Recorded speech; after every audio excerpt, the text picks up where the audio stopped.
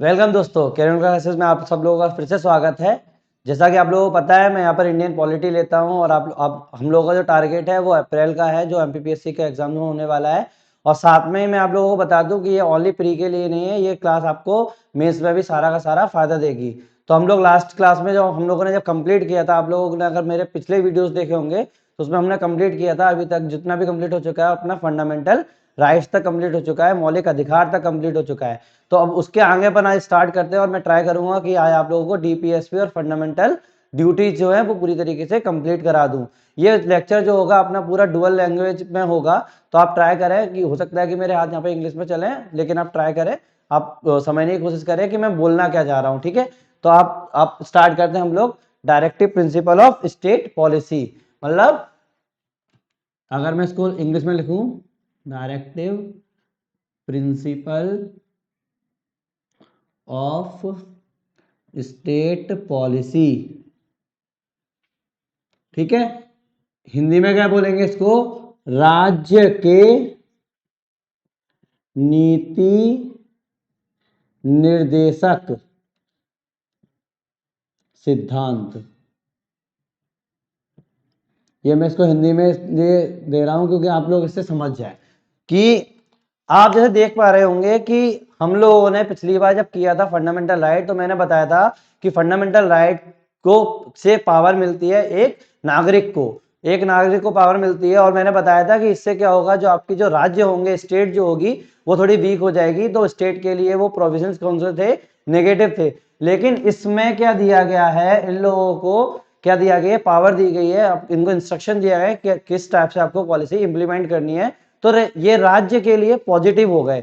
तो पहली बात, ये पॉजिटिव हो गए इस टाइप से। तो इनको पॉजिटिविटी देने के लिए अपन, अब आप बोलेंगे कि आप लोगों ने इनको पॉजिटिविटी क्यों दी, इनको आपने बढ़ावा क्यों दिया?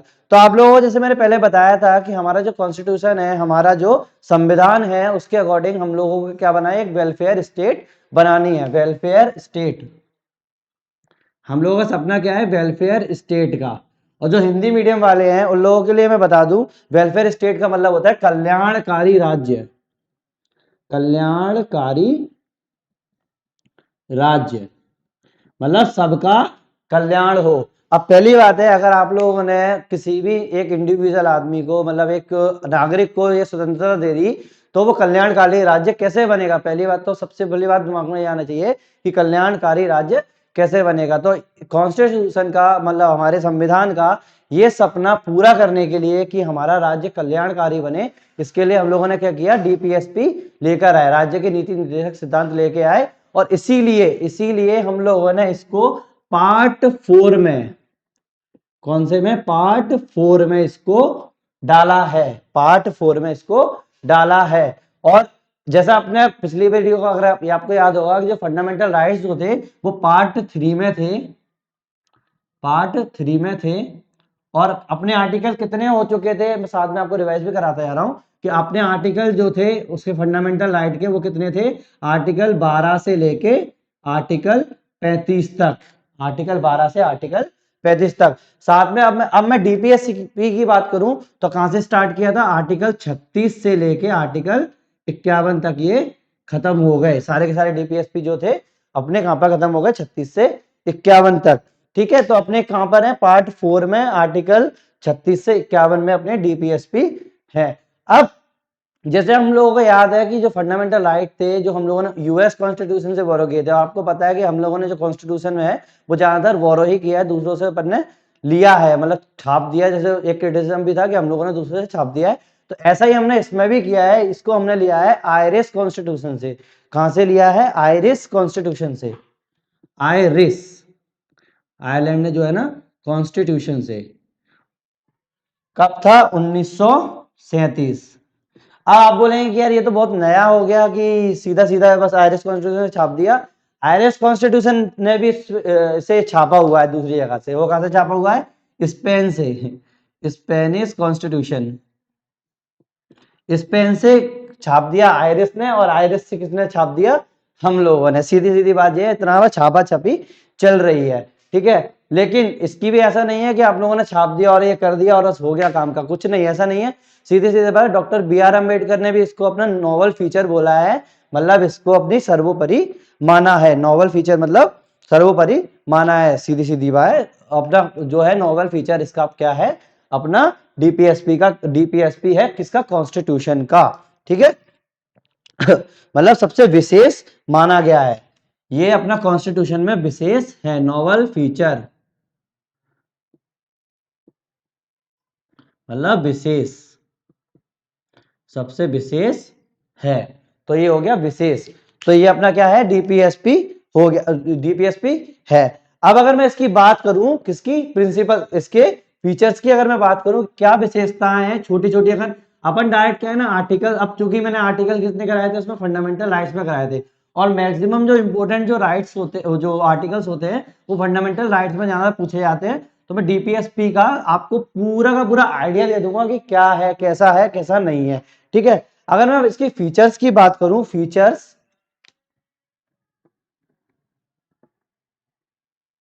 अगर मैं फीचर्स की बात करूं तो पहला फीचर इसका क्या है, पहला फीचर इसका क्या है, इसमें सीधी सीधी बात है कि इन लोगों ने क्या है, इंस्ट्रक्शन दिए हुए हैं। ये क्या है, एक इंस्ट्रक्शन है, इंस्ट्रक्शन मतलब हो गया निर्देश है, जैसे मैंने बताया नाम से आप जाहिर होता है कि नीति निर्देशक सिद्धांत, तो निर्देश दिए हैं। फिर फीचर में क्या बोलेंगे, ये निर्देश है किसको, एग्जीक्यूटिव और लेजिस्लेचर को, लेजिस्लेचर ऑफ स्टेट को। एग्जीक्यूटिव जैसे मैंने आपको पिछली बार बताया था, कार्यपालिका, कार्यपालिका, और लेजिस्लेचर मतलब विधायिका, विधायिका। और आपको पता है ये क्या कराती है, चला, कानून जो ये बनाती है, कानून, ये कानून बनाती है और ये कानून का पालन कराती है, ठीक है।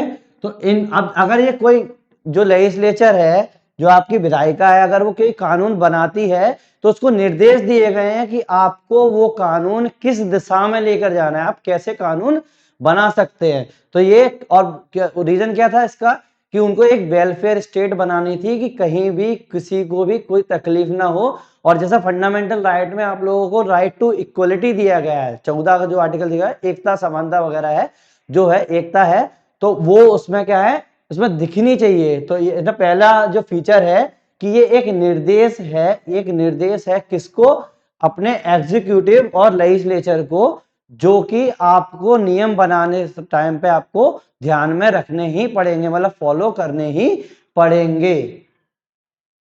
अगर मैं दूसरे फीचर की बात करूं, अगर मैं दूसरे फीचर की बात करूं, तो ये दूसरा फीचर इसका सीधा बोलेंगे कि ये केवल एक जो चीज है, जो गवर्नमेंट ऑफ इंडिया एक्ट 1935 में, गवर्नमेंट ऑफ इंडिया एक्ट 1935 में जो इंस्ट्रूमेंट ऑफ इंस्ट्रक्शन था, इंस्ट्रूमेंट ऑफ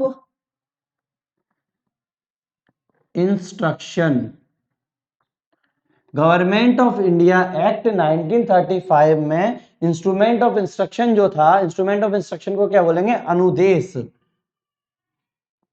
अनुदेश जो था वही छाप दिया है directive principle of state policy, मतलब सीधा रिसेंबल होता है। और ये क्या होता था, सीधी सीधी बात है, इंस्ट्रूमेंट ऑफ इंस्ट्रक्शन क्या होता था कि 1935 के टाइम पे गवर्नर जनरल, आपको जैसे पता होगा कि गवर्नर जनरल ऑफ इंडिया होते थे और गवर्नर जनरल ऑफ कॉलोनीज होते थे, इनको इंस्ट्रक्शन देती थी कौन, British government. British government in लोगों को इंस्ट्रक्शन देती थी, मतलब निर्देश देती थी कि आप लोगों को कैसे पालन कराना है। बस अंतर छोटा सा एक ये है कि इसमें क्या था, सारे इंस्ट्रक्शन होते थे, मतलब अनुदेश में इंस्ट्रूमेंट ऑफ इंस्ट्रक्शन में सारे के सारे लोगों को इंस्ट्रक्शन दिया जाता था, किसको, गवर्नर जनरल को ऑफ इंडिया को, गवर्नर जनरल ऑफ इंडिया और governor general of colonies, colonies को इंस्ट्रक्शन दिया था। बट इसमें जो इंस्ट्रक्शन दे रहे हैं वो किसको दे रहे हैं, एग्जीक्यूटिव और लेजिस्लेचर को। ये अपना छोटा सा अंतर है, लेकिन पूरा का पूरा यही है। आप इसको दूसरी भाषा में बोलेंगे कि ये भी इंस्ट्रूमेंट ऑफ इंस्ट्रक्शन है, डीपीएसपी, बस उसका नाम बदल दिया, सब कुछ वही है, ठीक है। अब मैं अगर बात करूं, अगर मैं बात करूं कि थर्ड, कि इसका जो है किसमें ये कंप्रीहेंस कर रहा है, मतलब सारे के सारे कंप्रीहेंसिव इसमें क्या है, ठीक है। कैसे? ये इकोनॉमिक की भी बात करता है कि इकोनॉमिक डेवलपमेंट होना चाहिए, इकोनॉमिक की बात करता है, सोशल की भी बात करता है, सोशल की भी बात करता है, और साथ में पॉलिटिकल की भी बात करता है। ठीक है, इकोनॉमिकल, सोशल और पॉलिटिकल। सोशल क्या थे अपने?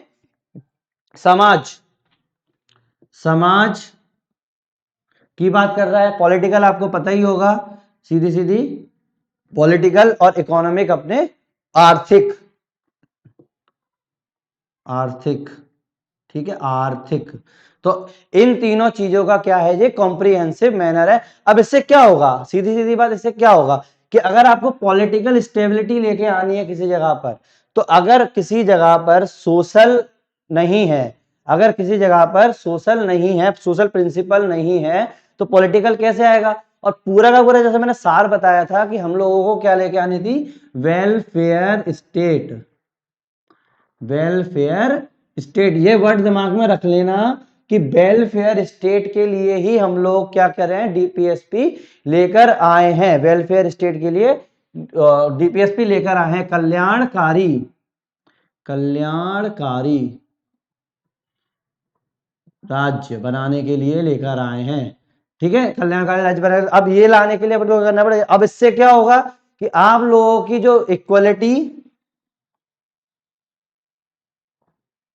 लिबर्टी, फ्रेटर्निटी जो है वो और स्ट्रांग होगी। इक्वलिटी मतलब समानता, समता, लिबर्टी मतलब अपनी आजादी और स्वतंत्रता, और फ्रेटर्निटी मतलब बंधुता। ये तीनों क्या होगी, और स्ट्रांग होंगी। इसीलिए तो वेलफेयर बनेगा ही बनेगा कि अगर आप लोगों ने ये चीजें दे दी तो ये इसको स्ट्रांग बनाने के लिए क्या किया, वेलफेयर हो गया। तो ये अपनी क्या थे, क्या कौन से अपने ये निर्देश हैं अपने गवर्नमेंट ऑफ इंडिया के जो इंस्ट्रूमेंट ऑफ इंस्ट्रक्शन है उससे अपना लिया गया, से कॉमन है। और साथ में क्या कौन सी बात की गई है, ब्लेंड है, तीनों का क्या है, ब्लेंड है। अगली मैं बात करूं, देखिए अगली मैं बात करूं, तो मैंने जैसे बताया था कि आपको, आपका अगर किसी फंडामेंटल राइट का हनन होता है, अगर आपका फंडामेंटल राइट का कोई हनन होता है, तो आप क्या कर सकते हैं, उसको आप सीधे सुप्रीम कोर्ट में जा सकते हैं। तो वो क्या हो गए, आपके जस्टिसिएबल हो गए, वो क्या हो गए, जस्टिसिएबल हो गए। अगर मैं बात करूं इसकी, तो ये क्या है, नॉन जस्टिसिएबल है, नॉन जस्टिसिएबल मतलब गैर, गैर न्यायोचित, न्यायोचित। ये हिंदी मीडियम वालों के लिए मैं हिंदी में लिखने की कोशिश कर रहा हूं। गैर न्यायोचित मतलब कि आप किसी भी कोर्ट में नहीं जा सकते। पहली बात, आप किसी भी कोर्ट में नहीं जा सकते कि अगर आपको ये कोई फॉलो नहीं करवा रहा है तो। ठीक है, ये इतनी सी बात हो गई। अब अगर अपन देखा जाए तो इतने, अगर मैं बात करूं कि आप ये नॉन जस्टिसिएबल है, अब इसका मतलब क्या हो गया कि अगर नॉन जस्टिसिएबल है तो क्या ये छोटे होगा उससे, कॉन्स्टिट्यूशन से? उसकी बात अपन बाद में करेंगे। अपन क्या करते हैं, स्टार्टिंग पे पहले छोटी सी एक बात है, इसमें देखा जाए तो ये देखेंगे कि अपने जो आर्टिकल्स थे, जैसे मैंने आपको बताया था कि आर्टिकल 36 से, मतलब आर्टिकल 36 से, आर्टिकल 36 से 51 तक इसकी बात की गई है। और जैसा कि मैंने पहले आपको फंडामेंटल राइट में भी बताया था कि 12 और 13 वो फंडामेंटल राइट ये नहीं लिखे थे कौन कौन से, उसमें कुछ डेफिनेशंस लिखी हुई थी। तो आर्टिकल जो 36 जो बात करता है, याद रखना, आर्टिकल 36 जो बात करता है वो स्टेट की डेफिनेशन ही देता है, स्टेट की डेफिनेशन देता है, स्टेट के, राज्य की परिभाषा देता है। और राज्य की परिभाषा क्या थी, जो अपनी आर्टिकल 12 में थी, किसमें, आर्टिकल 12 में थी, जो फंडामेंटल राइट में थी। तो इसमें, इस आर्टिकल 36 में, आर्टिकल 36 में जो स्टेट की डेफिनेशन दी गई है वो क्या, सेम है जो आर्टिकल 12 में दी गई है, कुछ भी अंतर नहीं है, सेम ही है। तो अब याद रखना। अब वो कौन कौन से थे, जैसे मैंने आपको बताया था कि गवर्नमेंट से रिलेटेड जितने भी ऑथेंटिकेटेड आपके इंस्टीट्यूशंस हैं, ऑफिसेज हैं, जो भी हैं, जितने भी गवर्नमेंट ऑथेंटिकेटेड है, वो सारे के सारे स्टेट में आते हैं, चाहे वो अब तो प्राइवेट भी हैं। ठीक है, सारे के सारे ये अपनी स्टेट की डेफिनेशन है। तो स्टेट की डेफिनेशन 36 में भी दी गई, याद रखना। 13 12 में तो है ही है, उसमें फंडामेंटल राइट, साथ में 36 में भी है, और वो सेम है जो अपनी 12 में है। अब 37 की मैं बात करूं, ये मोस्ट इंपोर्टेंट है। आप लोग बोलेंगे कि यार कि आप लोगों ने नॉन जस्टिस, अभी आप जैसे मैंने बताया कि नॉन जस्टिसेबल है, गैर गैर क्या है, गैर न्यायोचित है, गैर न्यायोचित है। तो अब तो इसका तो काम ही खत्म हो गया कि भैया आप जा ही नहीं सकते, तो क्या है। लेकिन आर्टिकल 37 में, आर्टिकल 37 में आप लोगों को सीधा बताया है, इंस्ट्रक्शन दिए हैं कि आप लोगों को इसका पालन कैसे करवाना है, आप लोगों को पालन कैसे करवाना है। मतलब अगर आप कोई भी स्टेट अगर कोई कानून बनाती है, मतलब लेजिस्लेचर कोई भी कानून बनाता है, तो आप लोग कैसे उसको कानून को बनाना है, और कोई भी उसका अपने फंडामेंटल राइट का हनन नहीं होना चाहिए, वो मैं आपको आगे बताऊंगा। लेकिन इसमें उन्होंने क्या कर दिया, निर्देश दे दिए, इंस्ट्रक्शंस दे दिए, इंस्ट्रूमेंट में पूरे के पूरे इंस्ट्रक्शन दे दिए कि आप लोगों को इस टाइप से इसका पालन करना ही होगा। कोई भी आप कानून बनाते हैं तो आप लोगों को डीपीएसपी का पालन करना ही होगा, कोई भी कानून में कोई भी किसी की भी बाधा नहीं होनी चाहिए। एग्जाम्पल के तौर पर अगर मैं आपको बताऊं, तो आप लोगों ने मैं सबसे ज्यादा एक ही चीज के बारे में ज्यादातर बात करता हूं, जैसे मैंने बताया था कि जो सबसे स्ट्रॉन्ग जो चीज थी वो क्या थी, केशवानंद भारती केस जो 1973 में हुआ था। केशवानंद भारती केस जो 1973 में हुआ था, ये पुरानी बात है, एक छोटा सा एग्जाम्पल है, ऐसा नहीं है कि आपको याद रखना है, लेकिन ये क्या प्रूफ्स हैं कि भैया कि इन चीजों में हम लोग डीपीएसपी का यूज करते हैं। तो इसमें तो केशवानंद भारती केस की अगर मैं बात करूं, केशवानंद भारती केस की मैं बात करूं, केशवानंद भारती केस में सुप्रीम कोर्ट ने बोला, जो 1973 में था, जो उसकी मैं सबसे ज्यादा बात करता हूं, जैसे मैंने आपको पहले बताया कि केशवानंद भारती केस 1973 की अगर मैं बात करूं, तो सुप्रीम कोर्ट ने बोला था कि जो आपका जो संविधान है, मतलब कॉन्स्टिट्यूशन है, वो केवल पॉलिटिकल डॉक्यूमेंट नहीं है, पॉलिटिकल ओनली, याद रखना, मियरली बोल सकते हैं, मियरली पॉलिटिकल नहीं है, मतलब संवैधानिक, राजनीतिक पॉलिटिकल मतलब राजनैतिक, केवल राजनीतिक नहीं है, वो क्या है, साथ में क्या है, प्लस सोशल भी है, सोशल भी है, मेरे वर्ड पे ध्यान रखना, सोशल भी है, मतलब सामाजिक डॉक्यूमेंट भी है, सामाजिक डॉक्यूमेंट भी है, मतलब सामाजिक दस्तावेज भी है, याद रखना ये चीजें मैंने बोला था। अब ये तो हो गया केशवानंद भारती केस, तो इससे आपका क्या हुआ कि इससे अपने ध्यान दिया कि अरे यार ये तो पॉलिटिकल बात है, केवल पॉलिटिकल के तौर पर वो इंस्ट्रक्शन नहीं दे सकती, मतलब कोई कानून ऐसे नहीं बनाएगी केवल पॉलिटिकल को ही आगे बढ़ाए, सोसाइटी को भी तो आगे बढ़ाना है, तो सोसाइटी आगे बढ़ाएगी, इसका मतलब क्या होगा, आपकी वेलफेयर स्टेट बनेगी। अगर दूसरी मैं बात करूं, जो आजकल जो आपको याद होगा, थोड़ा पुराना, ज्यादा पुराना भी नहीं है, लेकिन इतना है कि सब लोग जानते होंगे, 2G घोटाला हुआ था, 2G घोटाला, 2G केस जो हुआ था, जिसमें के राजा वाले जो अपने अपने अभी भी अंदर है, तो 2G जो घोटाला हुआ था, उसमें भी सुप्रीम कोर्ट ने एक बात बोली थी कि कोई भी नेचुरल रिसोर्सेज जो हैं उसका जो डिस्ट्रीब्यूशन होगा वो हर स्टेट पर दिखना चाहिए,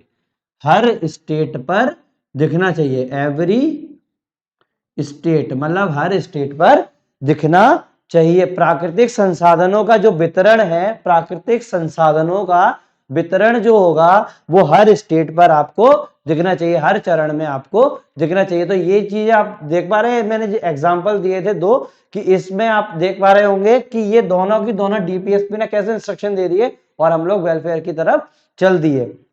अगर मैं बात करूं डीपीएसपी के वर्डन की, तो सिंपल, अब आप उसको, आप किसी ने पूछ लिया कि भैया ठीक है, इतना तो आपने बता दिया कि यहां से लिया है वहां से लिया है, इसकी ये विशेषता है, तो अब मैं बात करूं कि इसका सीधा वर्णन कैसे करेंगे कि ये क्या है कैसे नहीं है। तो पहली बात मैं बता दूं, तो ये कल्याणकारी राज्य, जैसे मैंने आपको बताया वेलफेयर स्टेट की बात बताई थी, तो कल्याणकारी राज्य के सेटअप के लिए एक चार्टर है, क्या है, एक चार्टर है वेलफेयर स्टेट के लिए, चार्टर है वेलफेयर स्टेट के सेटअप के लिए। पहला क्या हो गया, चार्टर है कल्याणकारी राज्य व्यवस्था के लिए, राज्य व्यवस्था के लिए, कल्याणकारी राज्य व्यवस्था के लिए एक चार्टर, जो मैं सबसे स्टार्टिंग से ही आपको फोकस कर रहा हूं। दूसरी चीज अगर मैं बात करूं तो सामाजिक आर्थिक, दूसरी चीज मैं बात करूं सामाजिक आर्थिक विकास कार्यक्रम के लिए भी सबसे व्यापक है। कौन से कार्यक्रम? सामाजिक और आर्थिक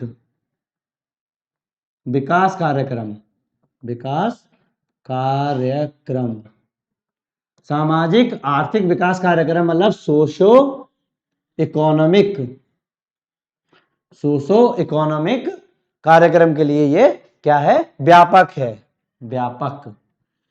ठीक है, अब इसी को तो बढ़ावा दे रहा है जैसे मैंने आपको बताया था।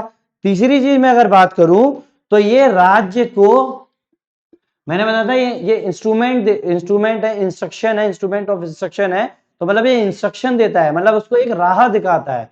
तो राज्य को राह दिखाने का काम करता है, राह दिखाता है पॉलिसी बनाते टाइम पे, पॉलिसी मतलब नीति बनाते टाइम पे, नीति बनाते समय, कि आप लोगों को ऐसे ही नीति बनानी, इसको आपको फॉलो करना ही पड़ेगा। अगर मैं बात करूं विचार, अगर मैं बात करूं कि आप लोगों ने ऐसे देखा होगा कि कई कई के लोगों के अलग अलग विचार होते हैं, तो सभी लोगों के जो विचार है उनका संघनन है, विचारों का संघनन, लोगों के विचारों का संघनन। अब आप जैसे भी लिख के आए वहां पे लिखे आना, तो लोगों के विचारों का संघनन है, मतलब आपको पता है कि हमारे यहाँ कितनी डाइवर्सिटी है, कितनी विविधता है, सब लोगों के विचार एक जगह रख दिए गए हैं। वही वाली बात है, आप जैसे आपने मैनिफेस्टो देखा होगा, आपने मैनिफेस्टो मतलब जो आपकी जब चुनाव होते हैं तो जो आपकी इलेक्शन जो पार्टीज जो होती है, सारी की सारी जो पार्टीज होती है जब इलेक्शन लड़ती है तो वो एक मैनिफेस्टो लेके आती है कि भाई हम लोग ये काम करेंगे, हम लोग वो काम करेंगे। और आप लोग ने एक चीज देखी होगी कि सब लोगों की जो बेस होगा वो एक ही होगा कि भाई कल्याण करेंगे सब लोगों का, वो चाहे कुछ भी कर ले लेकिन सब लोगों में एक कॉमन चीज होगी, वो कल्याण होगा। तो मैनिफेस्टो कहां से आएगा? सीधी सीधी बात है, मैनिफेस्टो कहां से आया कि मैनिफेस्टो का आधार ही यही हुआ कि डीपीएसपी है, कि डीपीएसपी ने इंस्ट्रक्शन दिए कि आप लोगों को कम से कम ये काम तो करना ही है। तो यही अब चूंकि अब चाहे वो बीजेपी हो, चाहे कांग्रेस हो, चाहे तृणमूल कांग्रेस हो, कुछ भी कोई भी टीएमसी वगैरह जो भी पार्टी है, अगर इन लोग कोई मैनिफेस्टो बनाते हैं तो वो क्या करते हैं, सारा का सारा जो विचार है वो एक जगह रख देते हैं। तो सारे विचारों का जो संघनन है वो कहां होगा? एक ही जगह होगा। अब अगर मैं पांचवी बात करूं तो अब मैं जब आपको बताऊंगा कि इसकी जो आपके जो इसको आपने कैरेक्टराइज किया गया वो किस किस उसमें किया गया है, तो मैं इसमें आपको बताता हूं कि ये गांधीवादी, गांधीवादी, समाजवादी,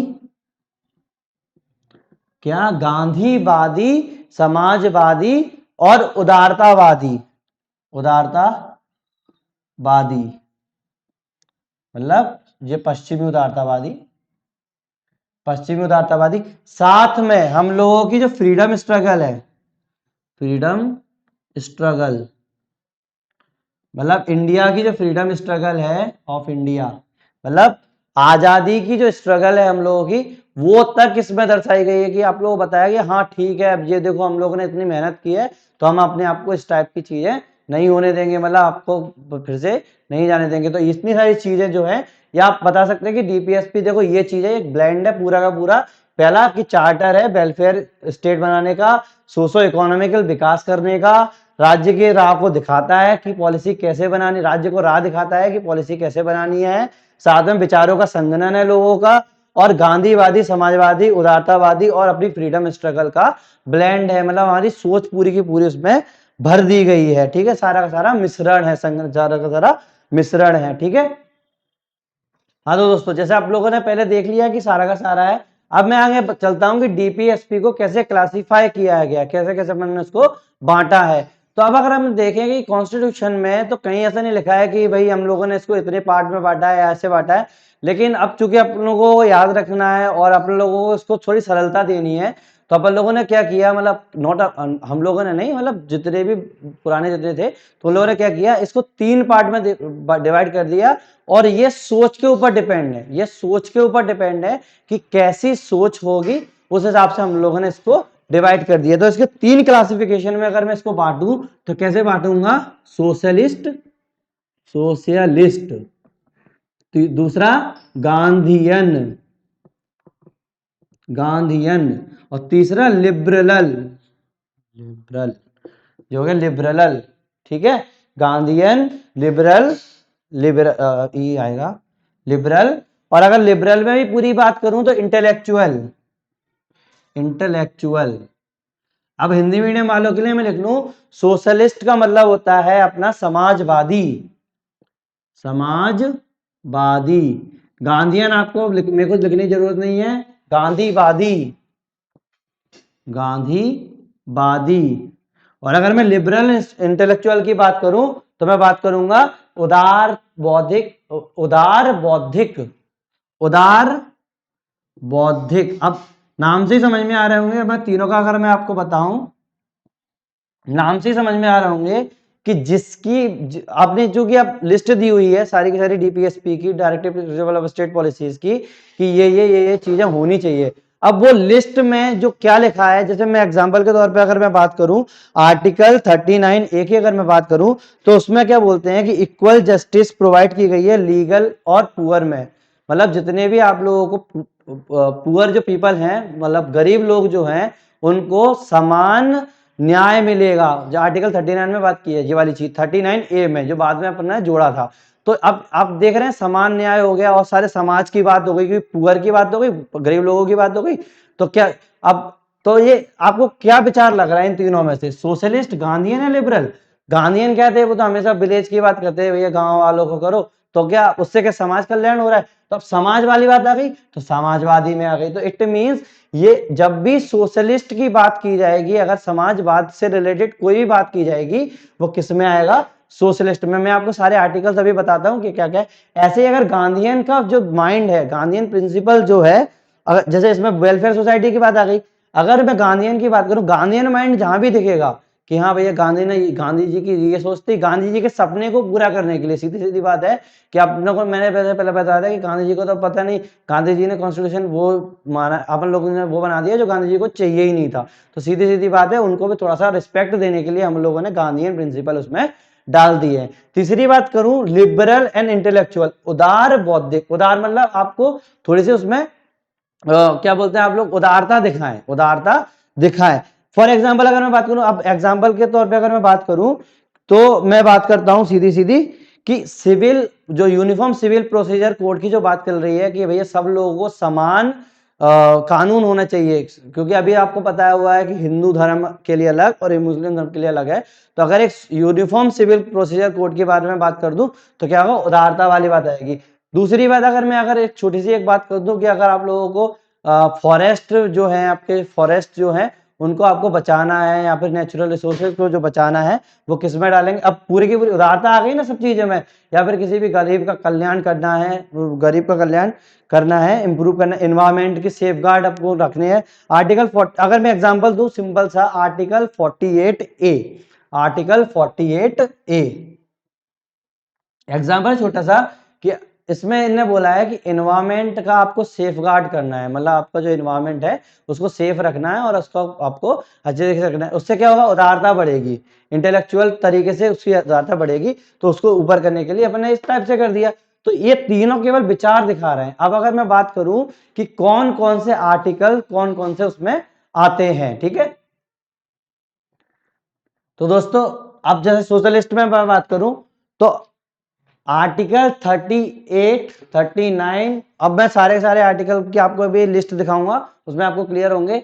आर्टिकल 38, 39, 39A, 41, 42, 43, 43A और 47, कौन से? 38, 39, 39A। अब जैसे आपको दिख रहे हो 39A लगा तो इसका मतलब ये बाद में जुड़ा होगा। तो 39A, 41, 42, 43, 43A और 47, ये किस में आ गए, कौन से वाली आइडियोलॉजी दिखा रहे हैं? सोशलिस्ट आइडियोलॉजी दिखा रहे हैं, याद रखना, सोशलिस्ट आइडियोलॉजी दिखा रहे हैं। ऐसे ही गांधीयन की अगर मैं बात करूं तो 40, 43, 43B, 46, 47 और 48, कौन से? 40, 43 और 43B, 46, 47 और 48, ये किसकी आइडियोलॉजी दिखा रहे हैं? गांधीयन की। आप चीज नोटिस कर रहे होंगे कि जैसे 43 और 43, ये देखो 43 और 43, ये दोनों क्या है, इसमें कॉमन है। आप बोलेंगे कि ये दोनों, अब क्या कोई सोशलिस्ट वाले जो सोच है वो क्या गांधीयन सोच नहीं दिखा सकती?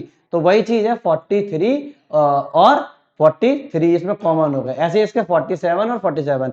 तो ये नहीं है कि अलग अलग है। मैंने जैसे बताया था कि आइडियोलॉजी के ऊपर डिपेंड करता है। अगर आइडियोलॉजी के ऊपर डिपेंड कर ही रहा है, आइडियोलॉजी के ऊपर डिपेंड कर, तो ये तो चीजें कॉमन होंगी होंगी, तो इसमें कंफ्यूज ना हो कि ये कॉमन हो रहे हैं। बट आप तो बस केवल ये देखो डीपीएसपी कैसा है और उसकी विचार किस चीज से मिल रहे हैं, गांधी से मिल रहे हैं, उससे नहीं मिल रहे। ठीक है, ऐसे लिबरल की बात करूं, 44, 45, 48, 48A, 49, 50 और 51। अब आप लोग बोलेंगे कि यार इतने सारे जो है डीपीएसपी हैं, इसको कैसे याद रखेंगे? मत रखो याद, ठीक है, तो मत रखो, लेकिन कम से कम इतना तो देख सकते हो कि अगर आपके पास कोई डीपीएसपी आ जाए तो आप कैसे करेंगे कि इसको इतने में डिवाइड कर लो, और आपको पता है कि ये चीजें कहाँ कहाँ होती है, किस कौन सा विचार होता है, तो आप इससे कर लेंगे। साथ में अगर मैं इसकी बात करूं, ये क्या ये सारे के सारे ओरिजिनल कॉन्स्टिट्यूशन में दिए थे? जितने इतने आर्टिकल जो दिए ओरिजिनल में दिए? नहीं, ओरिजिनल अब जो क्या था, अब मैंने जैसे बताया था कि जो अमेंडमेंट जो होते हैं वो अलग अलग होते हैं। तो कौन कौन से अमेंडमेंट हुए इसमें अगर मैं देखा जाए तो कौन कौन से अमेंडमेंट्स हैं? 42nd, इधर रख देता हूं, 42nd कॉन्स्टिट्यूशनल अमेंडमेंट एक्ट 1976। याद रखना 1976। क्या है ना, मैं कभी कभी लिखने में मैं कभी गलती करता ही नहीं हूँ, बोलने में चाहे मुंह से कुछ भी निकल जाए, क्योंकि मैंने एक वीडियो में अपने में ही देखा था कि वो 78 निकल गया था, लेकिन 42nd अमेंडमेंट एक्ट 1970। जैसे मैंने आर्टिकल 370 की मैं बात बोल रहा था तो जम्मू कश्मीर वाली, तो एक वीडियो में वो 360 बोल गया था, तो वो 370 है। तो 42nd कॉन्स्टिट्यूशनल अमेंडमेंट एक्ट 1976। ऐसे ही एक और था 44th कॉन्स्टिट्यूशनल अमेंडमेंट एक्ट 1978। कौन सा? 1978। देखो इसको कितनी बार अमेंड किया है, मैं ये बताने की कोशिश कर रहा हूं कितनी बार अमेंड किया गया है। 42nd में, 44th में, ऐसे ही एक बार किया था 86th कॉन्स्टिट्यूशनल अमेंडमेंट एक्ट में। वो कब 86 कब आया था? 2002 में, 2002 में। और आखिरी बार इसको जब अमेंड किया था वो किया था 97th कॉन्स्टिट्यूशनल अमेंडमेंट एक्ट में, जो आया था 2011 में। तो देखो इसको 4 बार अमेंड किया गया है। कौन सा? 42, 44, 86 और 87।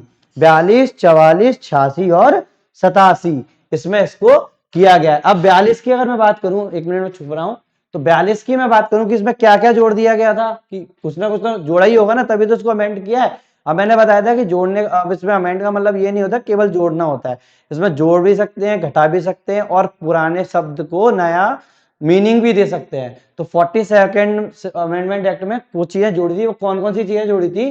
कि जो आर्टिकल 39 है, आर्टिकल 39 है वो जोड़ा था, 39A जोड़ा था। अब मैं बताऊंगा ये आर्टिकल कौन कौन से, जब मैं आपको लिस्ट में इसमें दिखाऊंगा। ठीक है, 39 है, 39A है, ऐसे ही 43A है, ये जोड़ा था 39, 39A, 43A और 48A।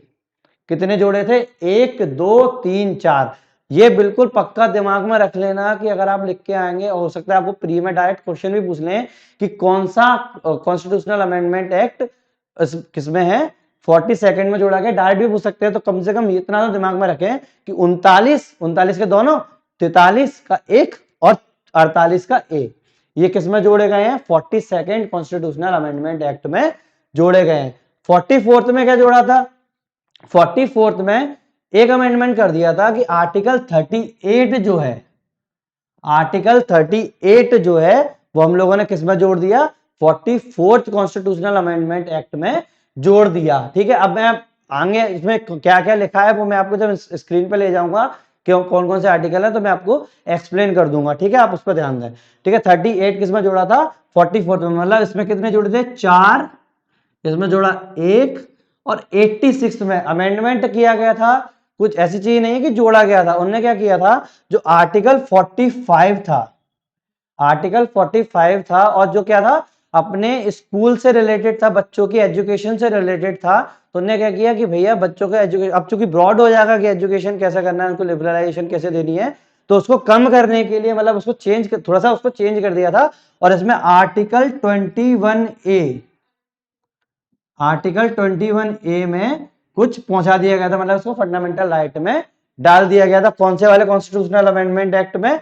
86th कॉन्स्टिट्यूशनल अमेंडमेंट है, क्या है, राइट टू एजुकेशन जो भी है, ठीक है, राइट टू एजुकेशन में आएगा ये। और एक और बात, अब मैं इसकी बात करूं 97th कॉन्स्टिट्यूशनल अमेंडमेंट एक्ट की, तो मैंने बताया था कि अभी लेटेस्ट हुआ था, जिसमें लोग क्या करने लगे थे आप लोगों की इन लोगों ने कि सोसाइटीज बना दी थी, आप लोगों की सोसाइटीज बना दी थी, उनको इनने लीगल जो था सेक्शन दे दिया था और उसको अलग पार्ट में डाल दिया था, ठीक है, लीगल सोसाइटीज बना दी थी उसको उसमें डाल दिया था। अब वो लीगल सोसाइटीज को वाली बात किसमें की थी, 2011 में की थी। और वो 97 में, अब चूंकि अब एक बात कर रहे हैं सोसाइटीज के बारे में, तो 97 जो थी उनने क्या जोड़ा था, 43B, याद रखना 43B, तो मतलब एक इसमें जोड़ दिया था। तो जोड़ा किस किस में था, एक इसमें 42nd में 4, 44 में 1 और 97 में 1, ऐसे 86 में क्या किया था, केवल उन्होंने मीनिंग चेंज करके थोड़ी सी जो राइट टू एजुकेशन है वो आर्टिकल 21 में शिफ्ट कर दिया था, वो कंपलसरी हो गया था फंडामेंटल राइट में। अब मैं आपको तुरंत लेके चलता हूं, अब याद रखना इतनी सारी चीजें हैं, सोशलिस्ट, गांधीयन, लिबरल और ये आर्टिकल है, ये पक्का दिमाग में रखना कि ये जो 4 अपने अमेंडमेंट हुए हैं, ये 4 जो अपने अमेंडमेंट हुए हैं, इसमें कौन कौन से थे, कौन कौन से थे। 42nd में फिर से रिपीट कर रहा हूं, मैं इसलिए रिपीट कर रहा हूं कि आपको दिमाग में घुस जाए।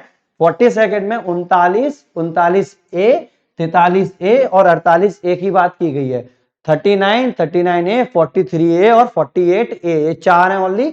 ऐसे अगर मैं 44th की बात करूं, 44th की बात करूं, उसमें सिर्फ एक की बात की गई है, वो कौन सा है आपका, एक ही जोड़ा था उसमें, वो जोड़ा था 38, ओनली 38। अब आप बोलेंगे कि यार ये तो 47 तो बाद में 38 कैसे जोड़ दिया, चेंजेस किए गए थे, वो जो भी है। अब ये देख, अब इसी में घुमा सकते हैं आप लोगों को, वो किसमें, प्री में कैसे घुमा सकते हैं कि भैया 38 और 39 का पूछ लिया उनने, और बोलते हैं कि यार 38 जो था वो 42nd में जुड़ा था और 39 जो था वो 44th में जुड़ा था। अब आप एकदम से वहां पे कंफ्यूज हो जाएंगे, अरे 42nd जो वो पहले आया था तो उसका मतलब 38 पहले जोड़ गया होगा, 39 बाद में होगा, नहीं, याद रखना 44th में जुड़ा था 38, याद रखना 44th में जुड़ा था 38, इसलिए फोकस कर रहा हूं कि आप लोग भूलें नहीं। 44 जुड़ा था 38 में, पहले के आंसर जुड़ा था अपना 42nd में 39, फिर उसके बाद 38, याद रखना ये चीज हो गई। अब 30 जो अपना 97 में जुड़ा था 43B 97 में, और 86 में अपन ने 45 की थोड़ी सी डेफिनेशन चेंज कर दी थी। अब मैं तुरंत आपको लेकर चलता हूं किस पर, अपनी इस स्क्रीन पर, जिसपे आपको सारे के सारे डीपीएसपी दिखाई देंगे और मैं आपको बताऊंगा कैसे, ठीक है। ये देखिए आप लोगों के सामने ये सारे के सारे डीपीएसपी आ गए, सारे के सारे डीपीएसपी आ गए हैं, और आप लोग देख पा रहे होंगे कि ये है, ठीक है, ये है, मैंने हिंदी और इंग्लिश दोनों में आपको दिखा दिया है, और इसमें आप लोग ये आर्टिकल्स देख पा रहे हैं कि क्या क्या आर्टिकल्स लिखे हुए हैं, ठीक है, क्या क्या आर्टिकल्स लिखे हुए हैं। अब जैसे मैंने आपको बताया था कि आप लोग जब देखेंगे कि कौन कौन से आर्टिकल कैसे कैसे डिपेंड कर रहे हैं, तो आप लोग जैसे देख पा रहे होंगे सोशलिस्ट आइडियाज जो है वो आर्टिकल 38 में दिखाया गया है। मैंने जैसे बताया था आर्टिकल 38 में दिखाया, उसमें बोला क्या है, राज्य द्वारा जन कल्याण के लिए सामाजिक व्यवस्था को बढ़ावा देना, राज्य द्वारा जन कल्याण के लिए सामाजिक व्यवस्था को बढ़ावा देना, जैसे आप देख पा रहे होंगे आर्टिकल 38 में, ठीक है। तो अब जन कल्याण मतलब वही वाले हो गया, सोशल ऑर्डर जो है आपका, state to be secure to the social order in the promotion of the welfare of the people. तो वेलफेयर ऑफ द पीपल किसकी बात हो गई, सोशलिस्ट की बात हो गई। ऐसे अगर मैं 39 की बात करूं, राज्य द्वारा अनुसरण किए जाने वाले कुछ नीति सिद्धांत, राज्य द्वारा अनुसरण किए जाने वाले कुछ नीति सिद्धांत, अब कुछ प्रिंसिपल होंगे, पॉलिसीज जो होंगी वो स्टेट कैसे उसको फॉलो कराएगी, तो वो उसको बताया, ये भी अपना किसमें आ गया, अपना सोशलिस्ट में आ गया। ऐसे 39A की बात करूं, जो मैंने बताया था 39A जो बाद में जुड़ा था, कब, अपना 42nd कॉन्स्टिट्यूशनल अमेंडमेंट एक्ट में, ऐसे 39 भी जुड़ा था। तो अब याद रखना जब 39 आ गया, 38 किसमें जुड़ा था, 44th में जुड़ा था। ऐसे समाज सामान्य न्याय एवं निःशुल्क कानूनी सहायता, सामान्य न्याय एवं निःशुल्क कानूनी सहायता, equal justice and free legal aid to poor, मतलब गरीब लोगों को इक्वल जस्टिस और फ्री लीगल एड देना भी है। अब मैं 40 की बात करूं, ग्राम पंचायतों का संगठन, ग्राम पंचायतों का संगठन। अब ग्राम पंचायत क्या उनके दिमाग में आ गया, याद, अब समझ में आ गया देख सुनने पे ही कि ये गांधीयन वाली बात हो गई, गांधीवादी सिद्धांत की बात हो गई, ऑर्गेनाइजेशन ऑफ ग्राम पंचायत, तो ये किसमें आ गया, गांधीयन में आ गया। अगर मैं 41 की बात करूं, कुछ मामलों में काम का अधिकार, शिक्षा का अधिकार तथा सार्वजनिक सहायता, right to work to educate and public assistant of certain cases, ये किसमें, अब ये सोशलिस्ट में आ गया। ऐसे 42 की बात करूं, न्यायोचित एवं माननीय कार्य दिशाओं तथा मातृत्व सहायता के लिए प्रावधान, provision for just and human condition to work and maternity relief. अब मैटरनिटी रिलीफ की बात आ गई, कौन सी चली है, सोशलिस्ट की बात चल रही है, ठीक है। 42 अपना किस में था, सोशलिस्ट में था। अब आपको जब लाइन पढ़ते यार आपको समझ में आता है कौन सा आइडिया चल रहा है। ऐसे 43 में बात करूं, कर्मचारियों को निर्वाह वेतन, कर्मचारियों को निर्वाह वेतन, living ways for workers, living ways for workers. अब ये भी देखिए सारा का सारा किसमें हो रहा है, कल्याणी तो हो रहा है सारा का सारा, मतलब जो छोटी जो पोजीशंस में है उन लोगों को इक्वलिटी देने की कोशिश की जा रही है, तो सीधी सीधी बात वही होगी। ऐसे 43 ए की बात करूं, उद्योगों के प्रबंधन में कर्मचारियों को सहभागिता, उद्योगों के प्रबंधन में कर्मचारियों को सहभागिता 43 ए में है। ये क्या है, अब ये भी वाली बात हो गई सोशलिस्ट वाली, तो ये चल गया। अब मैं 43 बी की बात करूं, अब 43 बी में जैसे मैंने आपको बताया था कि कॉर्पोरेटिव सोसाइटीज, मैंने पहले बताया था कॉर्पोरेटिव सोसाइटीज को ने वो दे दिया था 97 कॉन्स्टिट्यूशन अमेंडमेंट। अब ऑब्वियस ही बात है कॉर्पोरेटिव सोसाइटीज होगा तो कॉर्पोरेटिव सोसाइटीज को प्रमोट करना, 43 बी कॉर्पोरेटिव सोसाइटी को प्रमोट करना। अब ये कॉर्पोरेटिव सोसाइटीज मतलब सारे के सारे लोगों को एक साथ बांधने वाली बात आ गई ना, तो किसका दिमाग है, ये गांधी जी का दिमाग है, गांधी जी के दिमाग है जिसमें सहकारी समितियों का प्रोत्साहन मिल रहा है, गांधीयन, तो गांधीयन में ये आ जाएगा। तो अब ये किस में आया था, 97 कॉन्स्टिट्यूशनल अमेंडमेंट एक्ट 2011 में। ऐसी नागरिकों के लिए समान नागरिक सहायता, नागरिकों के लिए समान नागरिक सहायता। अब समान नागरिक सहायता ये कौन सी वाली बात हो गई, लिबरल वाली बात हो गई, इंटेलेक्चुअल वाली बात हो गई, लिबरल और इंटेलेक्चुअल वाली बात हो गई, बौद्धिक वाली बात हो गई, क्योंकि समान नागरिक सहायता मिल रही है, याद रखना ये वो, उसको बढ़ावा तो नहीं मिले, समान नागरिक सहायता मतलब सबको एक साथ ले चलना और समान नागरिक सहायता देनी है, तो ये लिबरल की बात हो गई। अब बालकपन पूर्ण देखभाल तथा 6 वर्ष कम आयु बच्चों की शिक्षा, शिक्षा वाला एजुकेशन वाली बात हो गई, किसकी बात हो गई, सोशल की बात हो गई, लिबरल की बात हो गई, ये भी एजुकेशन क्या हो गई, लिबरल की बात हो गई, क्योंकि बढ़ावा देना है ना सोसाइटीज में, अगर बढ़ावा देना है, लिबरलाइजेशन करना है, एजुकेशन करना है, क्योंकि अगर बच्चा पढ़ेगा नहीं तो बढ़ेगा कैसे, वही वाली बात होगी, बच्चा पढ़ेगा नहीं तो बढ़ेगा कैसे, अब किसी की मदद तो कर नहीं रहे, वो खुद की मदद करेगा अब उसके बाद, तो ये क्या हो गई अपनी, किसकी बात हो गई, लिबरल और इंटेलेक्चुअल की बात हो गई। ऐसे ही मैं अगर बात करूं 46 में अनुसूचित जनजाति कमजोर वर्गों को शिक्षा की अधिकार हेतु की बात करना, तो अब ये अब चूंकि अनुसूचित जनजाति की बात आ गई, अगर तो किसकी बात होगी, ये गांधी जी की बात होगी, ये सारा का सारा किस में चला है, गांधी जी में चला है, ठीक है, तो गांधीयन वाली बात हो गई। ऐसे अगर मैं 47 की बात करूं कि duty of state to raise the level of nutrition and standard of living and improve the public health, improve the public health, तो ये किसकी बात हो गई, अगर पब्लिक हेल्थ की बात करेंगे तो गांधी जी के विचार हैं ये, तो गांधी जी के विचार की बात हो गई। ऐसी में बात अब जो कॉमन भी है, देखो कई सारी चीजें कॉमन भी, ऐसे कर्मचारियों के निर्वाह वेतन तो उसमें भी बढ़ रही है और गांधी जी का भी चल रहा है, सब कुछ ऐसे कॉमन भी चलता जाएगा। ऐसे 48 की अगर मैं बात करूं तो organisation of the agriculture and animal husbandry, कृषि एवं पशुपालन का सिद्धांत, अब पशुपालन किस में आ गए, गांधी जी में आ गए, तो गांधी जी वाली बात हो गई। ऐसे 48 में बात करूं पर्यावरण संरक्षण का सिद्धांत, protection of the wild life की बात करूं तो 48A में किसी लिबरल और इंटेलेक्चुअल की उदारता दिखा रहे हैं उसमें, अपन को तो कोई वो नहीं है, बाद में दिक्कत आएगी, नहीं तो वो तो फ्यूचर जनरेशन के लिए कर रहे हैं। ऐसे स्मारकों तथा राष्ट्रीय महत्व के स्थानों एवं वस्तुओं का संरक्षण, स्मारकों का संरक्षण करना है तो वो भी उदारता वाली बात हो गई, ठीक है, तो ये भी अपना लिबरल और इंटेलेक्चुअल वाली बात हो गई।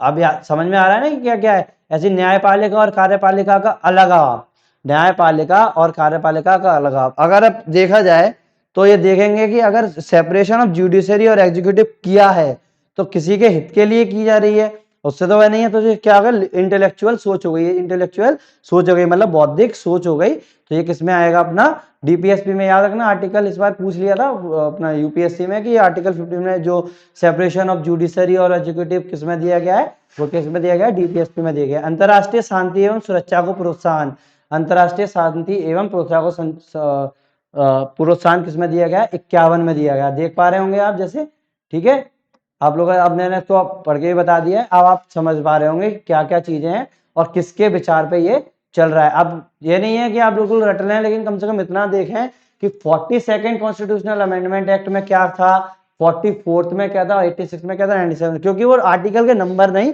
वो क्या पूछेंगे कि इसमें क्या है, मतलब 42nd में इन्होंने क्या क्या दिया है। अब जैसे 42nd में मैंने बात करी 39, 39A, 39, 39, 39A, 43A और 48A की। तो 39 क्या था अपना, वही राज्य द्वारा अनुसरण किए जाने वाले कुछ नीति सिद्धांत, सामान्य न्याय एवं निःशुल्क कानूनी सिद्धांत सहायता, ऐसी इस टाइप से अलग अलग करके अपनी लिस्ट आप देख सकते हैं। लो आप चाहो तो स्क्रीनशॉट निकाल लेना और इसको फिर से पढ़ लेना, ठीक है। मैं इसको हटा रहा हूं, ठीक है।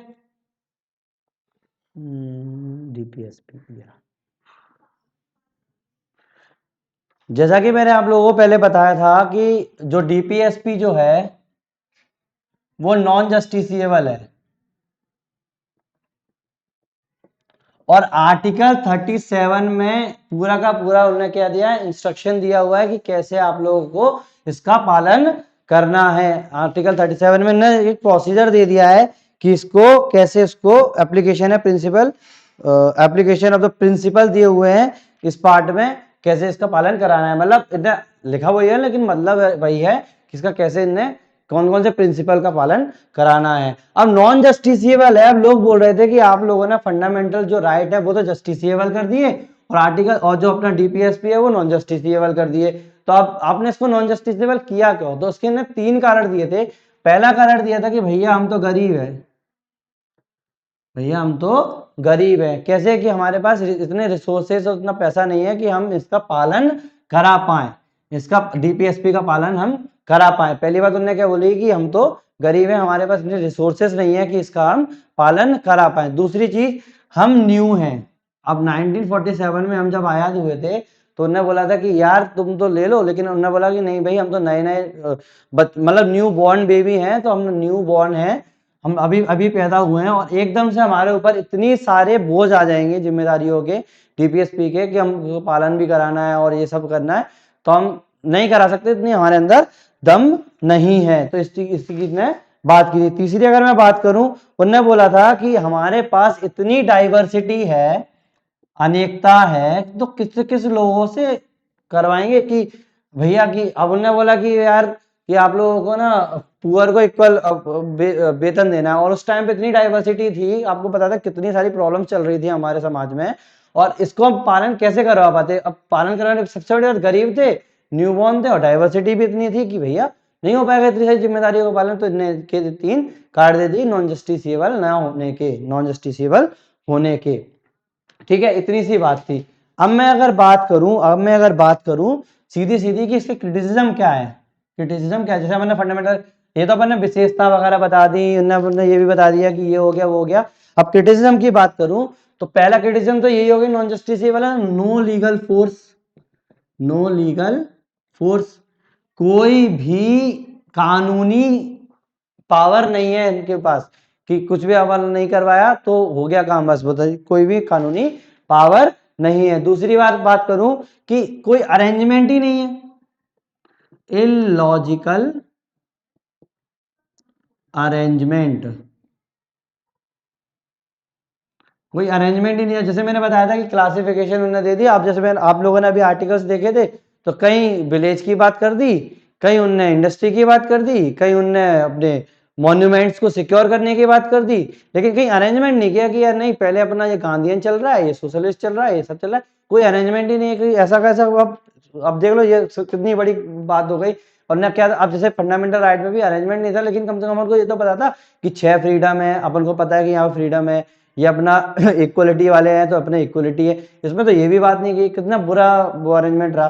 दूसरा, तीसरी अगर मैं बात करूं तो क्या है, कंजर्वेटिव है, कंजर्वेटिव है, ठीक है, कंजर्वेटिव है। अब कंजर्वेटिव मतलब रूढ़िवादी है।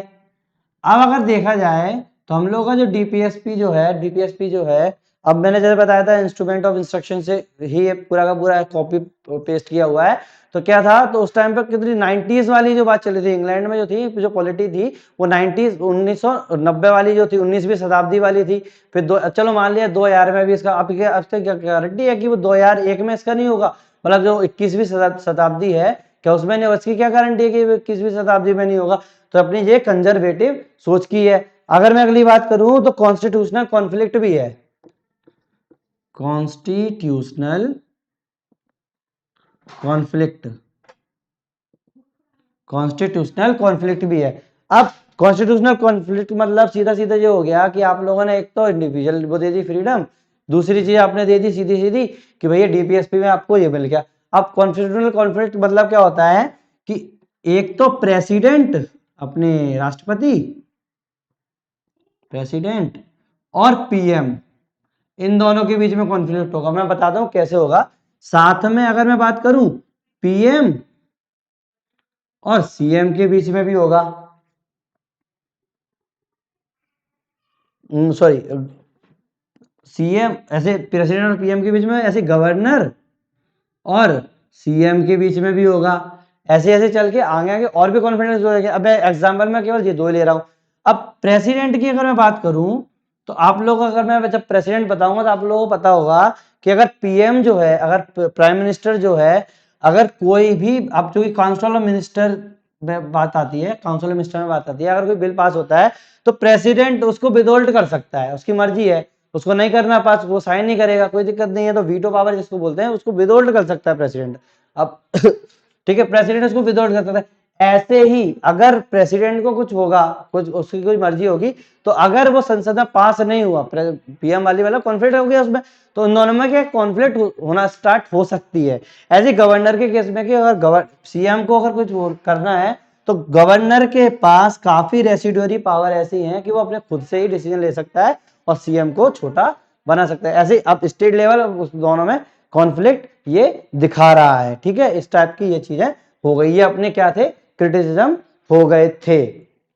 अब मैं बात करूं, अब ये वाली बात हो गई। अब यूटिलिटी की मैं बात करूं, सीधी सीधी बात है, ये तो कॉन्फ्लिक्ट हो गया। अगर मैं यूटिलिटी की बात करूं, एक मिनट में लिख दूं।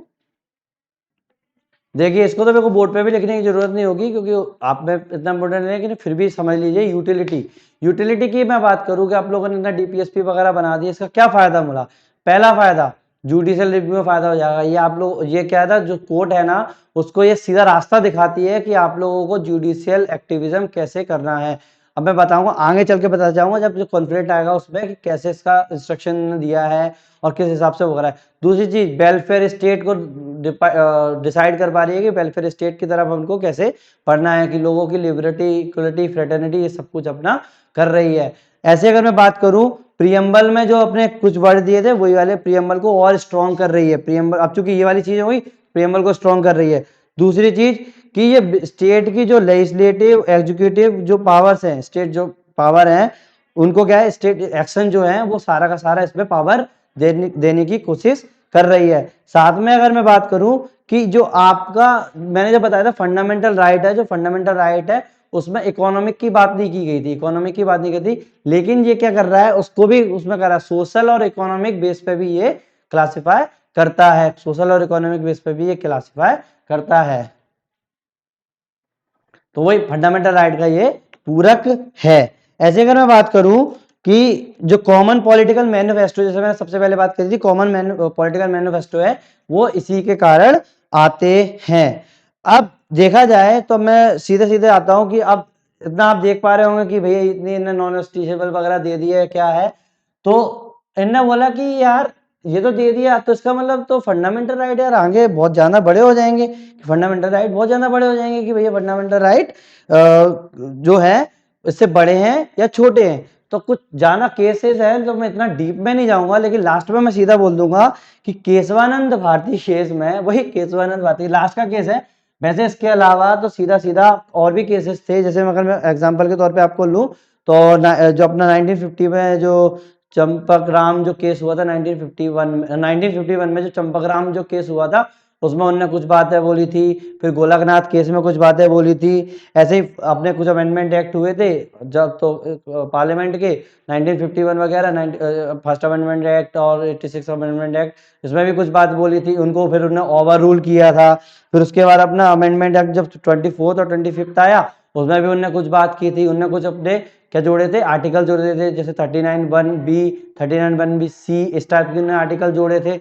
अब इतना डीप में, चूंकि आपके में पूछा कभी नहीं गया है, इसीलिए मैं आपको इतना डीप में नहीं ले जाऊंगा, ठीक है। तो सीधी सीधी बात है, according to Kesavananda Bharati case, उन्होंने सीधा बोल दिया कि हमारे जो डीपीएसपी जो है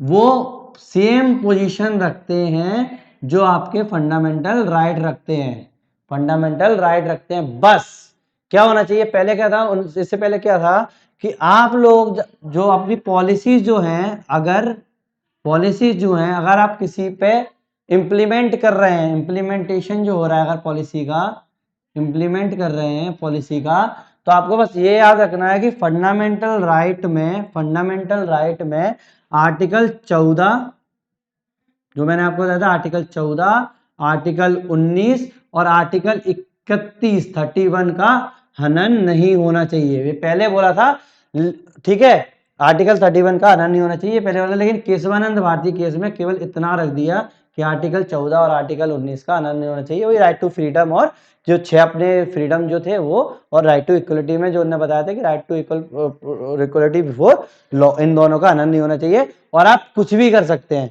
अब अगर आज की बात करूं, आज की बात करूं तो 31 को अपने जो राइट टू प्रॉपर्टी जो है वो सीधा सीधा क्या है 300A में डाल दिया है और इसको हटा दिया, और आर्टिकल 21A जो है अपन ने लीगल मान्यता दे दी है। तो इस टाइप की अपनी चीज हो गई। तो फंडामेंटल राइट में बस आपका आर्टिकल 14 और 19 का हनन नहीं होना चाहिए, और तो आप अपना ये कह सकते हो। तो मतलब इनने इसमें थोड़ा सा सैंक्शन लगा दिया है कि आप इसको अमेंड, आप इसको अमेंड तो कर सकते हैं, कोई भी पॉलिसी जो है आपकी, जो कोई भी पॉलिसी जो है वो इंप्लीमेंट तो कर सकते हैं, बस फंडामेंटल राइट में इन दो फंडामेंटल राइट का हनन नहीं होना चाहिए। कौन से फंडामेंटल राइट, 14 और 19 बस। और आप कुछ भी कर सकते हैं, और इससे क्या हो गया, फंडामेंटल राइट के ऊपर थोड़ा सा सेक्शन लग गया, तो आप इसको ये तो बोल नहीं सकते सुपीरियर, हाँ थोड़ा सा सुपीरियरिटी लेता है, फंडामेंटल राइट थोड़ी सुपीरियरिटी लेता है, लेकिन बस इतना ही है कि बस 14 और 19 का नहीं किया तो वो इंप्लीमेंट कर सकते हैं। क्योंकि इससे पहले काफी इसका मिसयूज हुआ था कि अलग अलग चीजें कर दी थी